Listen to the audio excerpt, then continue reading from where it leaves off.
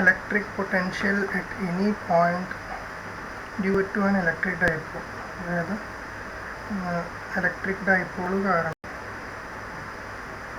ഈ ഡൈപോളിൻ്റെ ഏതെങ്കിലും അടുത്തുള്ള ഏതെങ്കിലും ഒരു പോയിന്റ് അനുഭവപ്പെടുന്ന ഇലക്ട്രിക് പൊട്ടൻഷ്യൽ ആണ്. അങ്ങനെ ഒരു ഡെറിവേഷൻ ഇപ്രാവശ്യം ചോദിച്ചായിരുന്നു. അപ്പോൾ നമുക്ക് ആദ്യം ഒരു ഡൈപോൾ വരയ്ക്കാം. മൈനസ് ക്യൂവും പ്ലസ് ക്യൂവും സെപ്പറേറ്റഡ് ബൈ എ ഡിസ്റ്റൻസ്. നമ്മൾ 2a ആയിട്ടാണ് എടുക്കാറ്. അതാണ് ഒരു ഡൈപോളായിട്ട് വരയ്ക്കാറ്. ഈ ഡൈപോളിൻ്റെ സെൻറ്ററിൽ നിന്നും 6 ദൂരത്തിൽ പി എന്ന് പറഞ്ഞ പോയിന്റ് സങ്കല്പിക്കുക. അപ്പോൾ 6 ദൂരത്തിൽ പി എന്ന് പറഞ്ഞ പോയിന്റ് സങ്കല്പിച്ചു. പിയും സെൻറ്ററും തമ്മിൽ ചേർക്കുന്ന ആ ലൈൻ ഉണ്ടാക്കുന്ന ആംഗിൾ തീറ്റയാണ്. ഇനി പിയിൽ നിന്നും ഞങ്ങൾ പ്ലസ് ക്യൂയിലോട്ടും മൈനസ് ക്യൂയിലോട്ടും 2 ലൈൻ വരയ്ക്കുക. ഇതിനെ R1 എന്ന് എഴുതാം, ഇതിനെ R2 എന്ന് എഴുതാം. ഇനി ഈ പി എന്ന് പറഞ്ഞ പോയിന്റിൽ ഈ ഡൈപോൾ കാരണം അനുഭവപ്പെടുന്ന പൊട്ടൻഷ്യൽ സൂചിപ്പിക്കുന്നത് വി വെച്ചിട്ടാണ്. പൊട്ടൻഷ്യൽ കാണാനുള്ള ഫോർമുലയാണ് നിങ്ങൾ കണ്ടുപിടിക്കേണ്ടത്. പൊട്ടൻഷ്യലിൻ്റെ അപ്പോൾ ജനറൽ ഫോർമുലയാണ് 1/4πε0 Q/R എന്നുള്ളത്. അതായത് പൊട്ടൻഷ്യൽ എന്ന് പറഞ്ഞാൽ യഥാർത്ഥത്തിൽ ഒരു യൂണിറ്റ് പോസിറ്റീവ് ചാർജിനെ ഇൻഫിനിറ്റിയിൽ നിന്നും ക്യൂ എന്ന് പറഞ്ഞ സോഴ്സ് ചാർജിൽ നിന്നും 6 ദൂരത്തിൽ കൊണ്ടുപോയിരുത്താൻ വേണ്ടി ചെയ്യേണ്ടുന്ന പ്രവൃത്തിയാണ് അവിടുത്തെ പൊട്ടൻഷ്യൽ എന്ന് പറയുന്നത്. ഇവിടത്തെ സംബന്ധിച്ചിടത്തോളം ഒരു യൂണിറ്റ് പോസിറ്റീവ് ചാർജിനെ എങ്ങോ ദൂരെ നിന്നും പി എന്ന് പറഞ്ഞ പോയിന്റിൽ കൊണ്ടുവന്ന് ഇരുത്താൻ വേണ്ടി ചെയ്യേണ്ടുന്ന വർക്കാണ്. അപ്പോൾ അവിടെ പോസിറ്റീവ് ചാർജിനെ കൊണ്ടുവരുമ്പോഴേക്കും ഈ പ്ലസ് ക്യൂ അതിനെ റിപ്പൽ ചെയ്യും, മൈനസ് ക്യൂവിനെ അട്രാക്ട് ചെയ്യും. അപ്പോൾ രണ്ടുപേരുടെയും ഈ റിപ്പൽഷനും അട്രാക്ഷനും എതിരെ നമ്മൾ പ്രവൃത്തി ചെയ്യേണ്ടി വരും. അതിൻ്റെ ആകെത്തുകയാണ് ഇവിടുത്തെ പൊട്ടൻഷ്യൽ എന്ന് പറയുന്നത്. അപ്പോൾ നമുക്ക് ആ ഡീറ്റെയിൽസിലൊന്നും പോകാൻ പറ്റിയില്ലെങ്കിൽ ഈ പടം വരയ്ക്കുക. അതിനുശേഷം ബിയുടെ ജനറൽ ഇക്വേഷൻ, ഇത് ജനറൽ ഇക്വേഷനാണ്. അതിനുശേഷം ബി അറ്റ് പി ആര് കാരണം, പിയിലുണ്ടാകുന്ന പൊട്ടൻഷ്യൽ ആര് കാരണം, പ്ലസ് ക്യൂ കാരണം. അപ്പോൾ ഇതേ ഫോർമുലയിൽ സബ്സ്റ്റിറ്റ്യൂട്ട് ചെയ്താൽ മതി. 1/4πε0 ക്യൂ പ്ലസ് ക്യൂ ആണ്. അപ്പോൾ പ്ലസ് ക്യൂ ബൈ എന്തായി R1 എന്ന് എഴുതാം. ദൂരം R1 ആണ്. അപ്പോൾ വി അതുപോലെ തന്നെ രണ്ടാമത്തെ എഴുതാം, V at P due to minus Q. ഇത്രയും 1/4πε0 മൈനസ് ക്യൂ ബൈ R2 എന്നായി. ഈ രണ്ട് കൂട്ടമായി. ഇനി ഇതിന് ശേഷം എന്താ ചെയ്യേണ്ടതെന്ന് വെച്ചാൽ V at P, V net മൊത്തമായിട്ട് നെറ്റ് വി അറ്റ് പി എത്രയാണ്, രണ്ടുപേരും കാണണം. V at P due to plus ക്യൂവും V at P due to minus Q. Plus ക്യൂവും മൈനസ് ക്യൂവും കാരണം ഉണ്ടാകുന്ന മൊത്തം വർക്ക് ഡണ്ണാണ് ഇവിടുത്തെ പൊട്ടൻഷ്യൽ. അപ്പോൾ നമുക്ക് ആ ഫോർമുല വീണ്ടും എഴുതാം. V P is equal to എന്താ 1/4πε0 Q/R1 പ്ലസ് 1/4πε0 മൈനസ് Q/R2 എന്ന് എഴുതാം. ഇപ്പോൾ 1/4πε0 ക്യൂവും കോമൺ ആയതുകൊണ്ട് പുറത്തെടുത്ത് എഴുതാം. Q/4πε0 1/R1 മൈനസ് 1/R2 എന്ന് എഴുതാം. ഇനി ഇതിനെ ക്രോസ് മൾട്ടിപ്ലൈ ചെയ്തിട്ട് ഇപ്പോൾ V at P is equal to Q/4πε0 R2 minus R1/R1 R2 എന്ന് എഴുതാം. ഇനി ഇതിലെന്താ കാര്യം എന്ന് വെച്ച് കഴിഞ്ഞാൽ R1 ഉം R2 ഒന്നും അവർ പറയത്തില്ല.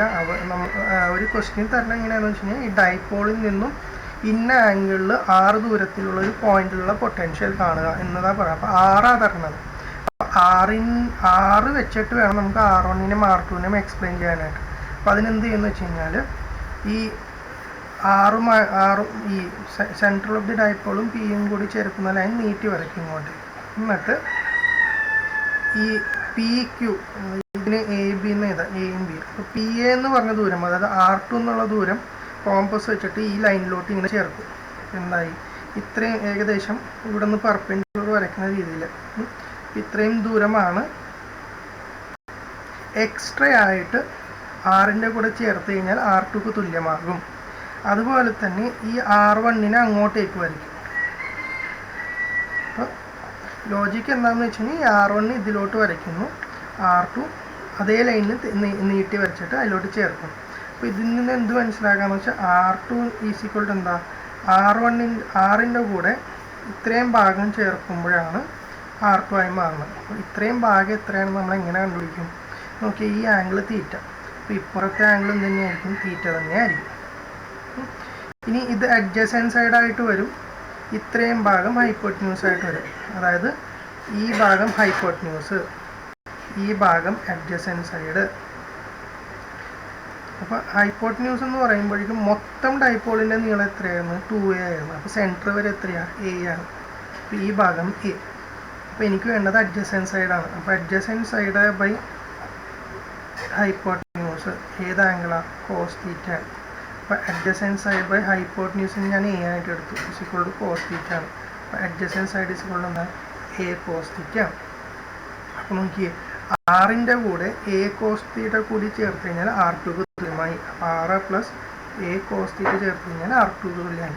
ഇനി അപ്പുറത്തെ ലോജിക്ക് പറയുകയാണെങ്കിലോ r1ൻ്റെ പറയുകയാണെങ്കിലോ r1 ഇസ് ഈക്വൽ ടു ആറിൽ നിന്നും ഇതും അത് തന്നെ വരും, a കോസ് തീറ്റ തന്നെ വരും. അപ്പോൾ a കോസ് തീറ്റ കുറച്ച് കഴിഞ്ഞാൽ എന്തായി? r1 ആയി. അപ്പോൾ ആറിൽ നിന്നും a കോസ് തീറ്റ കുറച്ചാൽ r1ഉം ആറിൻ്റെ കൂടെ a കോസ് തീറ്റ കൂട്ടിയാൽ r2മായി. ഇനി ഈ പറഞ്ഞ നമുക്ക് നേരത്തെ കിട്ടിയ ഫോർമുലയിൽ സബ്സ്റ്റിറ്റ്യൂട്ട് ചെയ്യാം. ഈ ഫോർമുലയിൽ സബ്സ്റ്റിറ്റ്യൂട്ട് ചെയ്ത് കഴിഞ്ഞാൽ V P is equal to Q by 4πε0. r2ൻ്റെ സ്ഥാനത്ത് r plus a cos theta എഴുതി. r1ൻ്റെ സ്ഥാനത്ത് മൈനസ് ഉണ്ട്, അപ്പോൾ മൈനസ് ബ്രാക്കറ്റിന് പുറത്ത് r minus a cos theta എഴുതി. Whole divided by r plus a cos theta into r minus a cos theta എന്നായി. ഈ ബ്രാക്കറ്റ് ഓപ്പൺ ആക്കി കഴിയുമ്പോൾ V P is equal to Q by 4πε0. ഇവിടെ ആറും a plus a cos theta minus r plus a cos theta. അപ്പോൾ 6 വെട്ടിപ്പോൾ ബാക്കി എന്താണ്? 2a cos theta ആണ്. 2a cos theta. അപ്പോൾ താഴെ r പ്ലസ് a കോസ് തീറ്റയും r minus a cos theta, അതായത് a പ്ലസ് ബിയും a മൈനസ് ബിയും. അപ്പോൾ a plus B into a minus ബിനെ a squared minus B squared എന്ന് എഴുതാം. നമുക്കതിനെ r squared minus a squared cos squared theta എന്ന് എഴുതാം.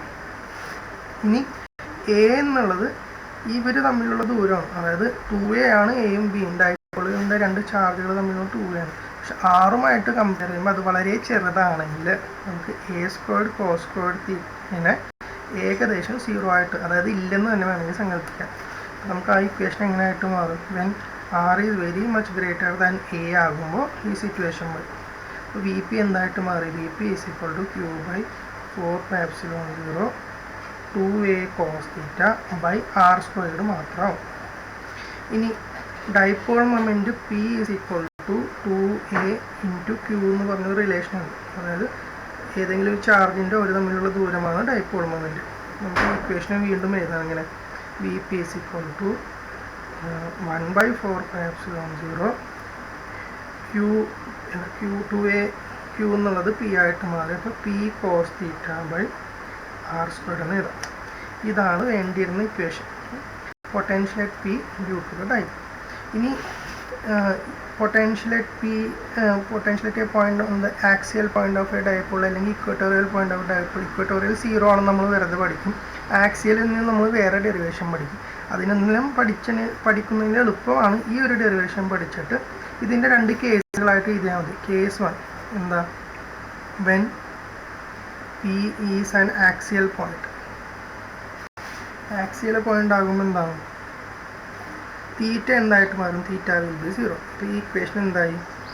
ജനറലായിട്ട് നമുക്ക് കിട്ടിയ V P is equal to 1/4πε0 P cos theta by r സ്ക്വയർഡിൽ തീറ്റ ഇസ് ഈക്വൽ ടു 0 ആയി. അപ്പോൾ കോസ് തീറ്റയുടെ വാല്യൂ 1 ആയി. ഇക്വേഷൻ എന്തായിട്ട് പറയും? V P is equal to 1/4πε0 P by r squared എന്നായി. ഇതാണ് വി പി ആക്സിയലായിട്ട് വരുന്നത്. ഇനി കേസ് 2 ഏതാ? When P is an equatorial point. അപ്പോൾ തീറ്റ എത്രയായി?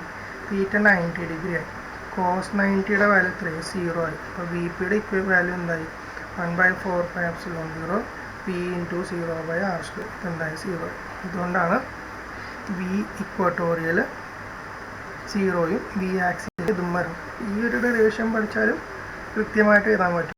ഡൈപോൾ കൺസിഡർ ചെയ്തു, സെൻറ്ററിൽ നിന്നും 6 ദൂരത്തിൽ പി പോയിന്റ് കൺസിഡർ ചെയ്തു, അവിടെ നിന്നും മറ്റ് രണ്ട് ചാർജിലോട്ട് വരച്ചു, R1 R2 എന്ന് എഴുതി. ഇനി വിയുടെ ജനറൽ ഇക്വേഷൻ എഴുതി. അതിനുശേഷം വി പിയുടെ ഇക്വേഷൻ എഴുതി. ജനറൽ ഇക്വേഷനിൽ നിന്നും, അതായത് Q1ഉം R1ഉം മൈനസ് Qയും R2 ആക്കിയിട്ട് എഴുതി. അതിനുശേഷം നെറ്റ് പി എന്ന് പറയുമ്പോൾ രണ്ടും കൂടി കൂട്ടി കോമൺ ആയിട്ടുള്ള ആളെ പുറത്തോട്ട് എടുത്തു. ഇനി R1നെയും R2നെയും നമ്മൾ ആറിൻ്റെ രൂപത്തിൽ എഴുതാൻ ശ്രമിച്ചു. ആറിൻ്റെ ലൈനിനെ നീട്ടി ഇത്രയും ഭാഗമാണ് ആറിൻ്റെ ഒപ്പം കൂട്ടിയാൽ R2 ആകും. ഇത്രയും ഭാഗം കുറച്ച് കഴിഞ്ഞാൽ R1ന് തുല്യമാകും. അപ്പോൾ ആ ഭാഗത്തിനെ A cos θ ആയിട്ട് എടുത്തു. കാരണം അഡ്ജസൻറ്റ് സൈഡ് ബൈ ഹൈപ്പോട്ടന്യൂസ് എന്ന് പറഞ്ഞ രീതിയിൽ cos θ വരുന്ന രീതിയിൽ. അതിനുശേഷം അത് ബ്രാക്കറ്റ് ഓപ്പൺ ആക്കി കഴിഞ്ഞപ്പോൾ 6 വെട്ടിപ്പോയി. അതിനുശേഷം P cos θ ബൈ R² എന്നുള്ള ജനറൽ ഇക്വേഷൻ കിട്ടി. അത് എങ്ങനെ കിട്ടണമെന്ന് വെച്ചാൽ ഈ A എന്നുള്ളത് ആറുമായിട്ട് കമ്പയർ ചെയ്യുമ്പോൾ വളരെ ചെറുതാവുന്ന അവസ്ഥയിൽ ഇങ്ങനെ ഒരു ഇക്വേഷൻ കിട്ടി. എന്നിട്ട് കേസ് 1 കേസ് 2 ആയിട്ട് എഴുതി. അതായത് P ആക്സിയൽ പോയിൻ്റ് ആണെങ്കിൽ θ0, ഇക്വട്ടോറിയൽ പോയിൻ്റ് ആണെങ്കിൽ θ 90 ഡിഗ്രി എന്ന രീതിയിൽ എഴുതി. ഇത്രയുമാണ് ആ ഡെറിവേഷൻ ചെയ്യേണ്ടത്.